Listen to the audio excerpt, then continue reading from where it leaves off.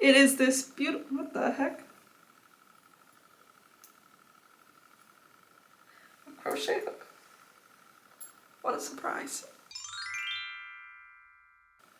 Hello, welcome back to my crochet podcast. Today I have 3 finished objects to show, 2 works in progress, although one is kind of on ice, and some very fun Christmas acquisitions. So, to start off, I'm going to go with the biggest and most exciting finished object that I've showed, I think, in every previous podcast episode already. My damsel blouse is what I'm calling it. I'll include a picture of how it looks on, but this is the idea. Now, as maybe you can tell when I'm holding it up, it came out very large, too large for me, which is really a shame, but it's still wearable. And I did include this nice sort of drawstring around the waist, so that helps a lot with making it still look like it fits. So this was inspired by a Pinterest picture that I found of a Saison sweater. I think it was called, well, okay, the original one that I found was the Moira jumper, and that was a button-down cardigan, but it had the same detail around the neckline, and it was clearly crocheted, and so that's where I got the idea to make my own version. And I do think that original is quite nice, but it has some strange, in my opinion, kind of dated design choices, because it has a sort of cold shoulder situation, which it's giving 2011, you know? And that's fine, because obviously trends are not real and you can wear whatever you want as long as you like it, but you know, it just wasn't what I was going for. So I was originally going to do a ribbed sleeve instead, but that became too daunting for me, so I ended up just doing the same lace motifs all along the sleeves. This is how they came out. It is sort of a balloon sleeve, but it's not that large where it's, you know, inconvenient.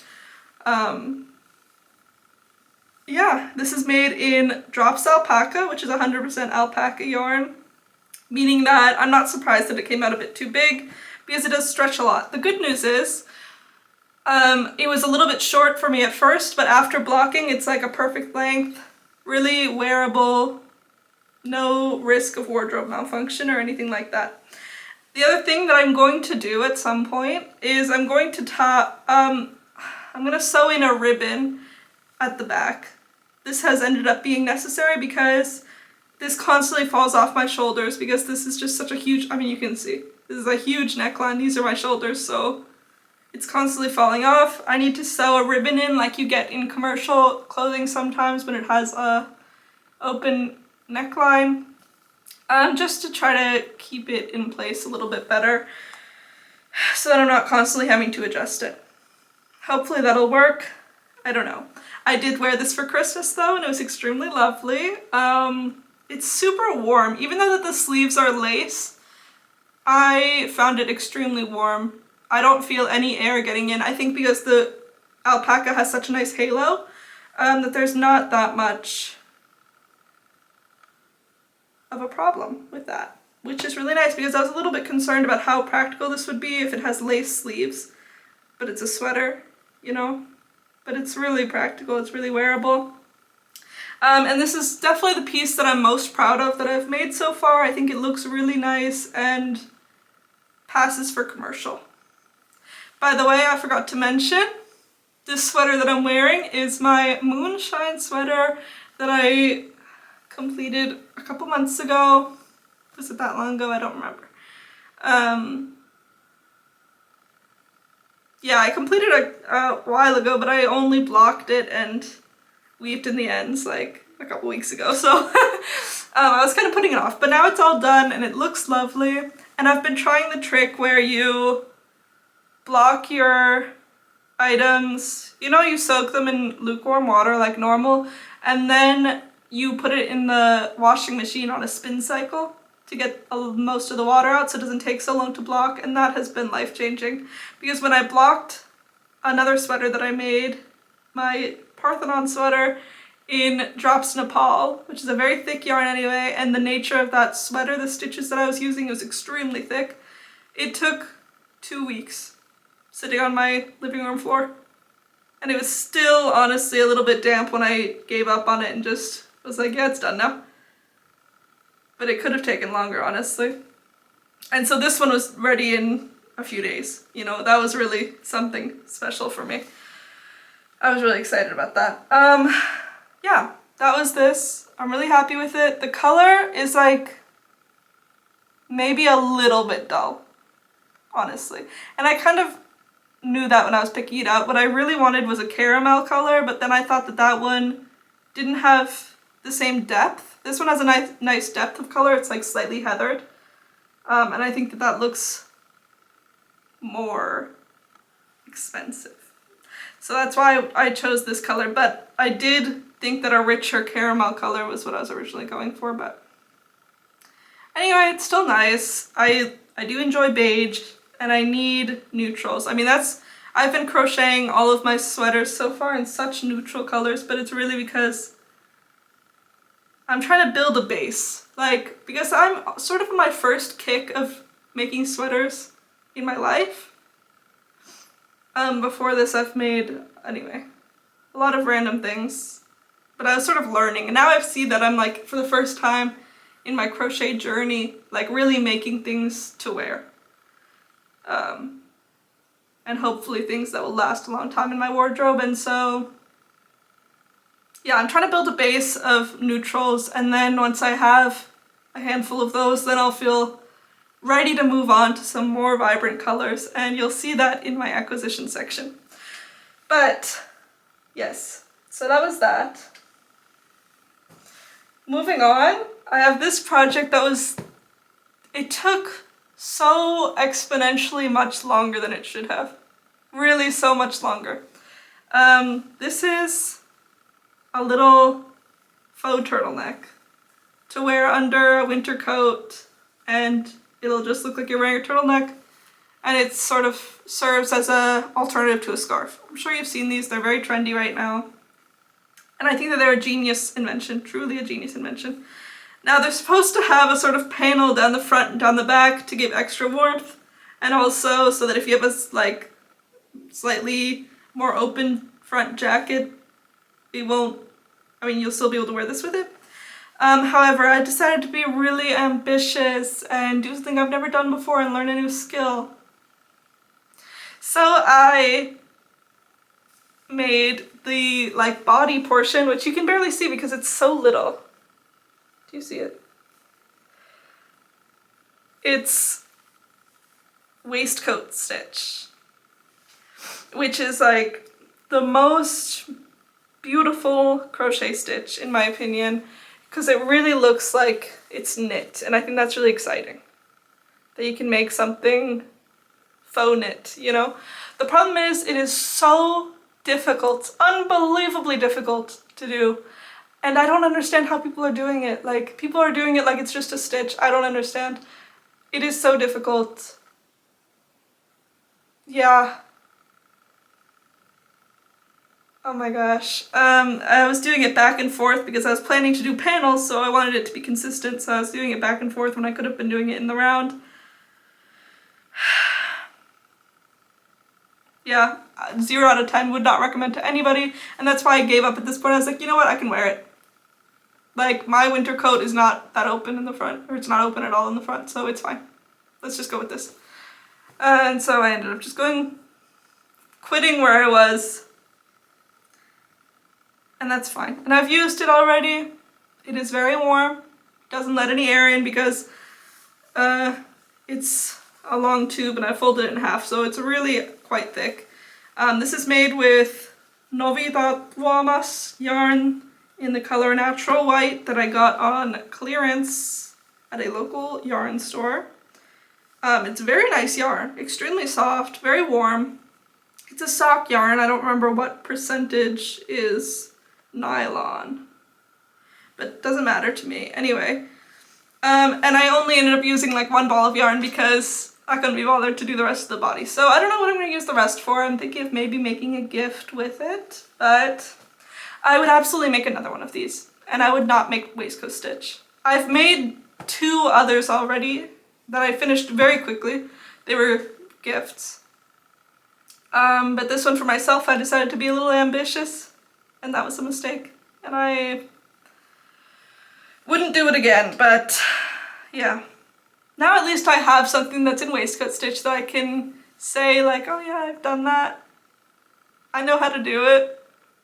But I wouldn't do it again. Alright. Then the final finished object that we have is kind of a cheating, but it is what it is. It is these adorable little, oh my gosh, how am I going to show these? They're little bow hoop earrings. I just crocheted little bows and then tied them onto some hoop earrings that I had. These were very cheap. They're not any real metal or anything. But I think that they're perfect for this because I tried it on some like more conventional hoops that are, you know, like a hoop like this, if that makes sense. I wish I knew the terminology for this. But then the hoop is sort of facing to the side and I didn't think that that was it. Or it was facing to the front, but it looked, I don't know, kind of strange. So then I tried tying it onto the bottom of these. I didn't think that that was right, but then I tried tying it onto the top of these, and I think that they came out so adorable. Really so adorable. I was gonna wear them for Christmas, but unfortunately, when I was taking pictures of me wearing these for my Instagram, I lost the back of one of the earrings. So I was not able to wear them for Christmas. But that's okay. I thought that these plus my damsel blouse might have been a little bit too much. You know, we get it, you crochet. You don't need to wear everything. But anyway, I think that these came out super cute. And I would absolutely recommend to anybody. It's such an easy, like, obviously it took me no time at all. It's just a little chain. And it's just some scrap yarn. I mean, I can't even tell you how much yarn it took because it's such a negligible amount. Yeah. So absolutely, I would recommend to anybody if you like the look, you should absolutely try it. And even getting earrings like these, I mean, I got these at the grocery store some years ago. 4 years ago or something. And they probably cost me €5 or something. They were super cheap. So I'm sure that you can find something like them if you're interested. Yeah. And actually it's a little bit funny because my boyfriend is a goldsmith. So I feel kind of like I'm in competition with him now because I'm making jewelry as well. Obviously this is not anything professional or anything like that, but for me they're super cute. Okay, so those were all of my finished objects. Now let's move on. To my main work in progress, which I last filmed 3 weeks ago, and this was not even a thought. But now it's almost done because my real big goal was to get this done by the new year. Today is December 29th, so that would mean I've got 2 days to crank this out. Not really seeming feasible, but you never know what miracles might be in store. This is being crocheted in Drops Flora in the color brown on a 3 millimeter crochet hook. The thing is, I'm obsessed with this crochet hook because this is the only one that I have that has a like gummy handle on it, which makes it so much more comfortable. So it's going to be a little bit difficult for me to go back to any projects that I'm making on my other crochet hooks. I really don't want to do them because it's so much less comfortable. Anyway, so this project, as you can see, it's just a T-shaped sweater.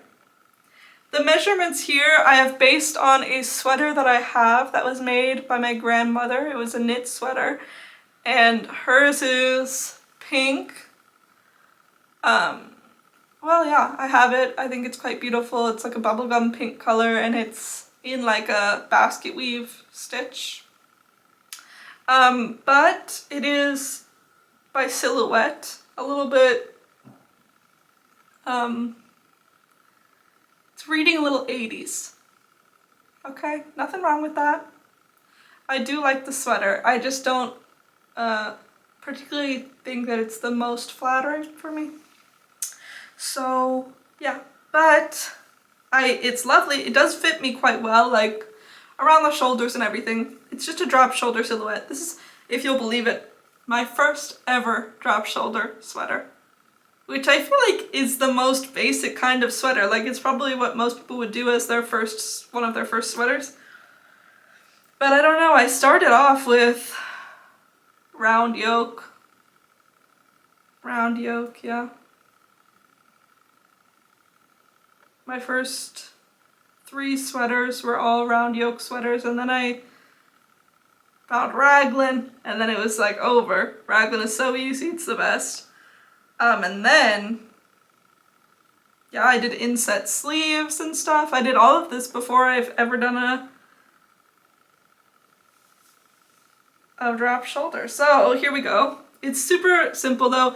It's sort of inspired by, oh gosh, I don't remember. Is it called blouse number 15 or blouse number 1 or something? I don't know. It's something I've seen a lot in the knitting community, where it's just this like super beautiful, very open boat neckline, but it's like, you know, it's just a slit. And I think that it looks so beautiful on everybody. I think it really, yeah, elongates here in a really lovely way. So I'm super excited to wear my own. This is made with cluster stitch all over, but because you can't do, okay, so this sweater is made back and forth because that was just the way that I wanted to do it, so that there would be no seam at all on the sleeve, as you can see. So I did it back and forth, and you can't do cluster stitch back and forth really. I mean, it wasn't giving the look that I wanted. So I do 1 row of cluster stitch, and then I go back with a row of slip stitches. So that is sort of creating this like stripy slip stitch look, which I really quite like. I think it looks really fun. I don't know.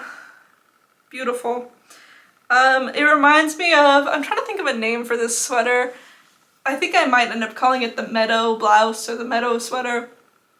But really what it reminds me of is like a Dutch tulip farm, because all of the little clusters look like little tulips. Is that just me? I don't know. But I don't know how I would say that in a concise way, because the Dutch tulip farm sweater doesn't quite have a ring to it in my ear. So anyway, so here it is. I've already finished the cluster section. I did make the arms slightly shorter than I would have done intentionally, but that's totally fine. I'm just going to do a longer cuff on them. Yeah, and so I've been doing the ribbing now at the bottom, because it's going to be tight ribbing around my waist, which is always my preference, and this is the first sweater that I'm making that actually is going to be that look that I love, and hopefully it'll work out great, and then I can base a bunch of other sweaters that I'm planning in the future along these measurements and these techniques. Anyway, so right now I'm playing with doing a single crochet back loop only ribbing, and here's how that looks.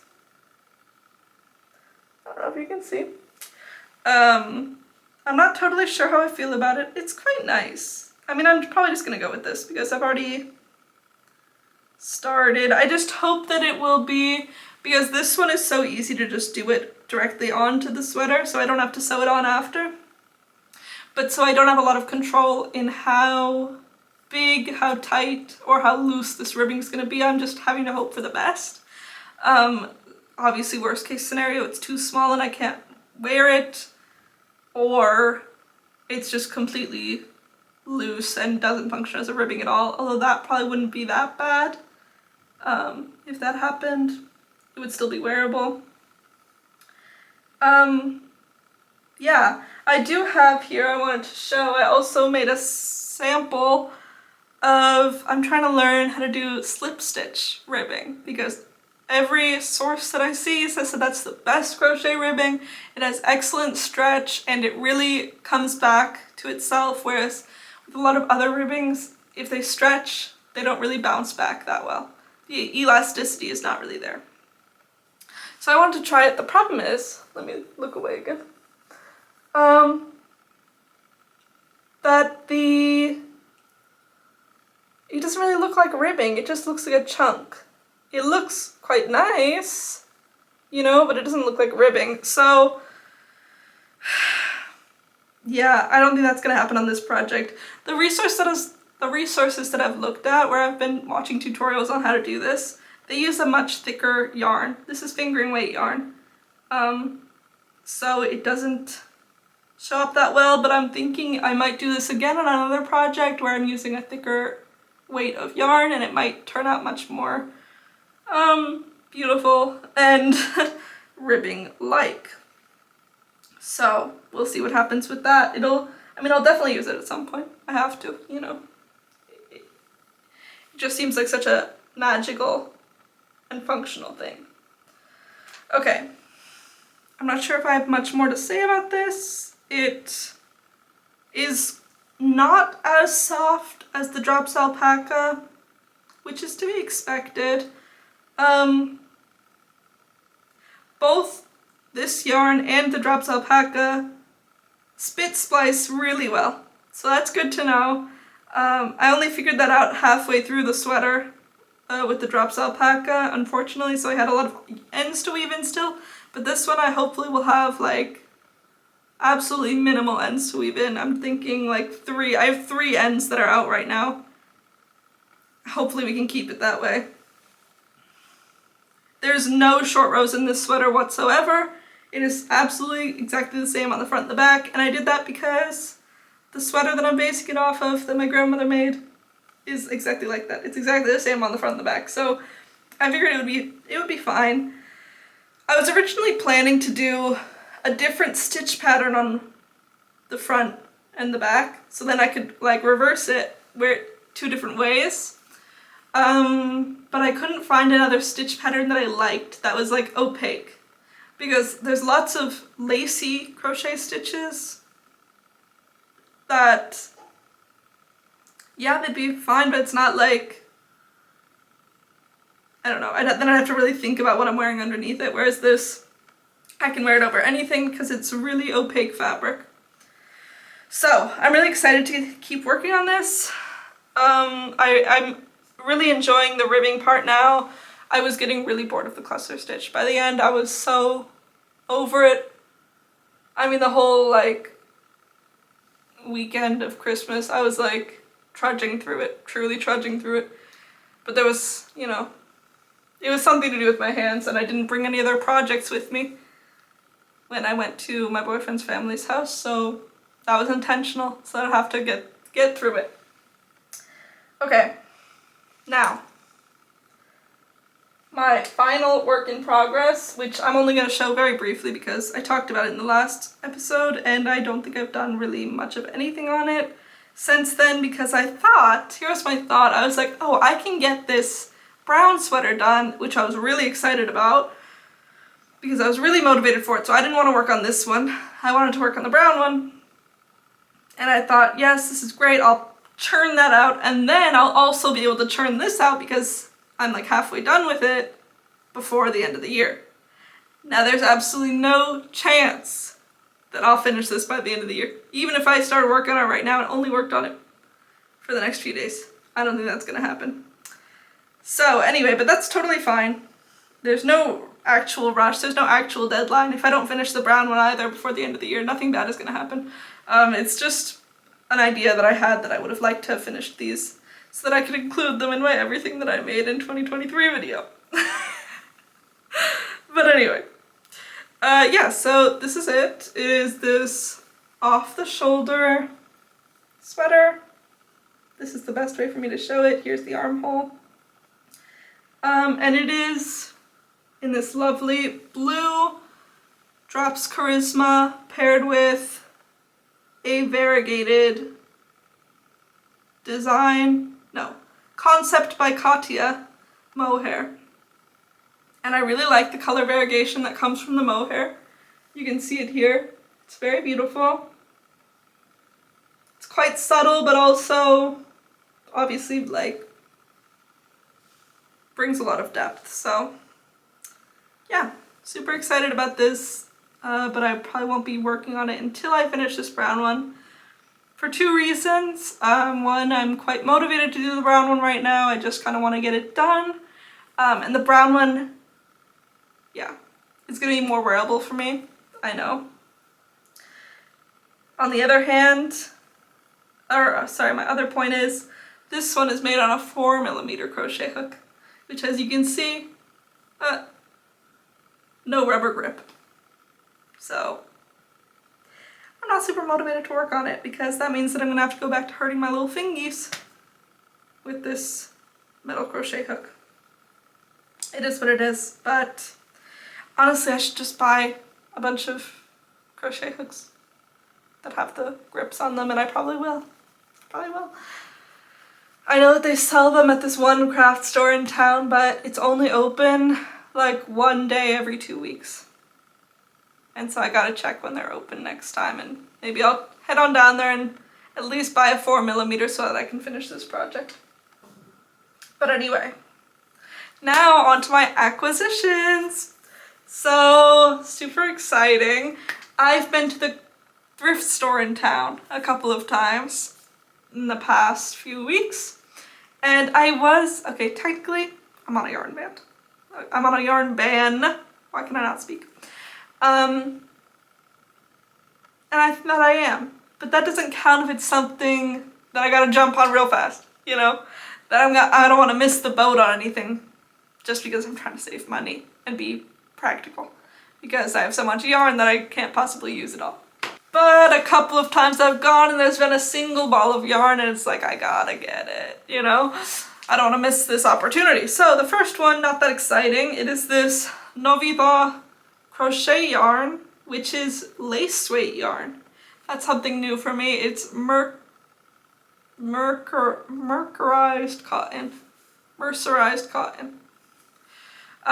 So it's just this like slightly shiny cotton. I'm not sure how well that comes across, but it's like bright white, bleached white. And I'm just excited to use this to make some sort of a crochet lace. I would love to make some sort of appliques, or maybe like I don't know, I want to get into sewing in the next year. That's one of my New Year's resolutions, is to get more sewing done. Some successful projects under my belt, because all the sewing that I did this year was not successful. Anyway, so this has 550 meters per 100 grams. So really there's a lot in this one ball. And I think I can make some appliques to sew onto something, or some lace fringe or something. I don't know, we'll see. But I think I can find something fun to do with this. Next, Filcolana Saga. Filcolana is a brand that I've heard a lot about. I know that it's like supposed to be very, very nice, very expensive wool yarn. This one is 100% lamb's wool, which also is exciting to me because that's a fiber that I've never used before. I don't know if lamb's wool is supposed to be warmer or softer or what. I'm not sure what the benefit of that is, but I'm quite curious to see. Now, and this is also this is like a light fingering weight yarn. I'm not totally sure what I'll use this for yet, but I'll probably include it in some sort of a color work because I only have the one ball. Maybe I will hold it double, probably, because I'm not sure when else. Yeah, I don't know, but we'll see. It should be very nice yarn. It's a nice dark blue. It comes out, that's accurate. It's a very dark blue. But anyway, I think it'll be quite beautiful in something. Now, then I was at a store where they sell yarn. Not a yarn store, but you know, like, they sell all sorts of stuff. And they had this yarn on clearance, and this is a yarn that I've been eyeing up for quite a while, because I'm obsessed with the idea of using a color that's like yellow, but super pale yellow, where it's almost like a neutral, sort of like vanilla. Like, vanilla is the perfect way for me to describe it. And that's what this is. So this is a collaboration that the Finnish yarn brand Novita did with the Finnish candy company Fazer, where they were making yarns that were the colors of the like packages of different iconic candies. And so this one is the collaboration with Omar, which is a like vanilla toffee candy. And so it is this lovely, like I described, it's like a yellow that's quite neutral, like vanilla colored. And I love it. I think it's so beautiful, and it was on clearance. And I don't know why, I don't know if they're stopping this line, which is gonna be really sad for me. They only had these 2 balls left, so I got the 2 balls. They were €3 each. I don't know what I'm gonna do with them. I've already thought maybe I'll make myself another like faux turtleneck again. I don't know. I'm not sure if this is like the most flattering color to be right next to my face. I don't know if it suits me that well. Probably not. Maybe I'll include it in a color work. Maybe I don't know, I could do anything. But I think the color itself is so beautiful. So I've got to find something good to do with it. I also know that there's a very beautiful shade of yellow, sort of similar, in the Drops Brushed Alpaca, which is currently on sale. And I thought about buying some of that to go with this, but I don't know, because I don't know what I'm going to use it for yet, so I don't know if it would be a waste to buy, you know, a mohair to go with it if I'm going to end up using it in a color work that I won't need mohair. So I don't know what to do yet. But anyway, I think it'll be something beautiful, and I'm really excited about it, and I've been having it sitting here on this shelf. And every time that I'm sitting crocheting, I'll just look at it and try to like run through my thoughts of what can I do with that. It's so lovely. I want to make something nice with it. But my final acquisition, and the most exciting one for me, is this package that I just picked up. I haven't even opened it yet, so I'm going to do a live unboxing. This was a Christmas gift from my sister.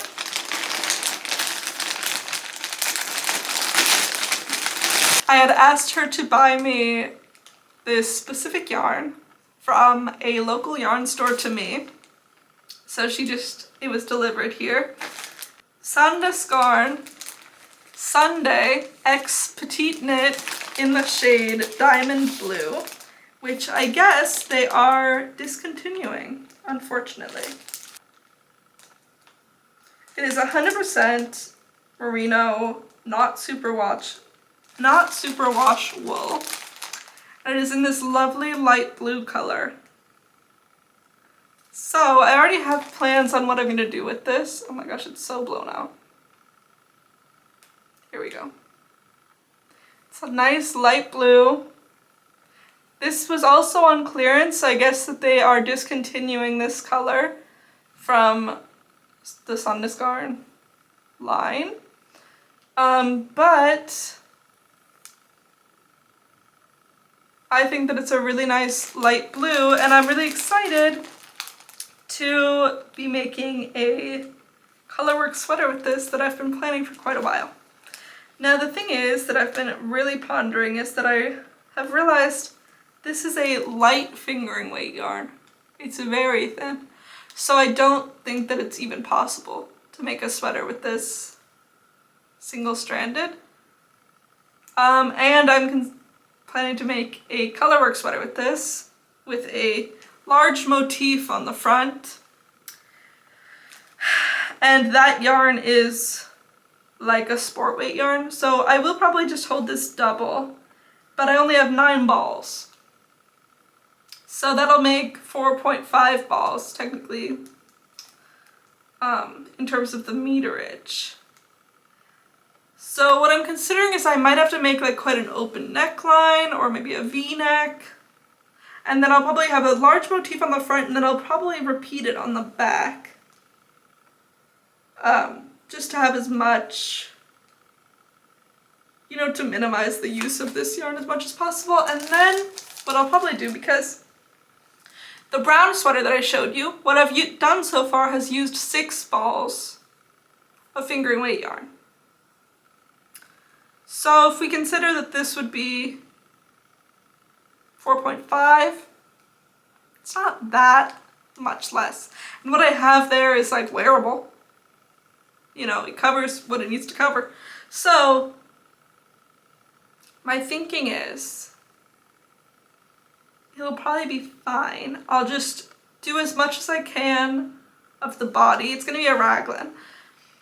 And then if I have to do all of the ribbing, and maybe quite a long ribbing on the arms in another color, that's totally fine.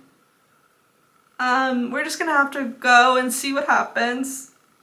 They only sell this, I think, at one other yarn store in Finland, and they only have 10 balls left there from what I've seen. So it's not really an option to buy a lot more. Also, I don't have the money to, so it'll be fine. I think that I will just, yeah, see what happens. But I'm super excited about it. I've never used such a nice, like, high quality yarn. Obviously it worked out that this was on clearance, so I was able to like get it for a more reasonable price. But it's super soft so far from what I'm feeling. I mean, this is like a literal unboxing because I've never even felt this yarn before or seen it in person. I've seen double Sunday, but I've never seen this Sunday. And I guess that the Sunday collaboration with Petite Knit is even thinner than the normal Sunday. That's what I've come to understand. Yeah. Lovely. Very nice. Super exciting. I love this color. I love light blue. I know that, yeah. Anyway, but I don't want to say too much about what I'm going to make with it, because I don't want to spoil anything. Also because, you know, we'll see. We'll see what happens. Yeah. But I'm super excited. You know, it kind of like, I've been watching a lot of knitting podcasts and stuff recently, and I saw one where it's I don't want to like say any names. But anyway, they used to be a crocheter, and they were mentioning that like, yeah, you know, crocheters don't really care about yarn. You know, typically they just buy whatever at the big box stores, and which, like, okay, true, because I do buy a lot of whatever they sell at the grocery store. But yeah, I think it's also nice to bring some, like, more high quality fibers into crochet and, like, seeing what that can do. Like, how can that elevate crochet projects? I'm really excited to see. So, yeah, this is super exciting. Really fun how much I've done. When I was first thinking about filming this episode today, I was like, well, I don't really know if I have much to say because I've just been working on the brown sweater. But I kind of forgot about all the little projects that I'd finished this month. So, yeah. Thank you so much for watching, and I will see you.